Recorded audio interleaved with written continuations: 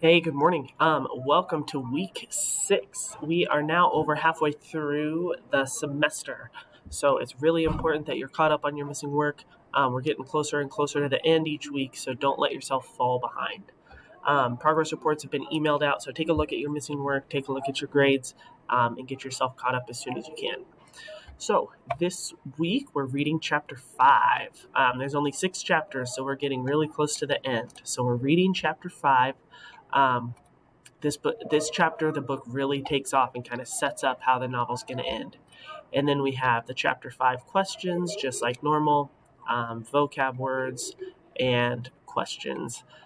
Again, make sure you're finding evidence for is George a good friend to Lenny, because that's going to be your final essay question, and you'll want to have that chart done as much as you can. Okay. So things to pay attention to in chapter 5. First of all, we know Lenny loves his puppy. Pay attention to what happens to the puppy at the beginning of the chapter. And then of all people, Curly's wife is going to come in and talk to Lenny. So pay attention to why does she talk to him? What does she want to talk to him about? And we're actually going to start to see a different side of Curly's wife in this chapter.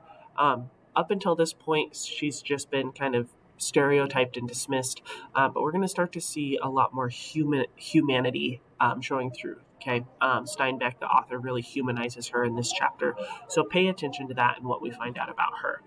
And finally, what happens at the end and who is at fault.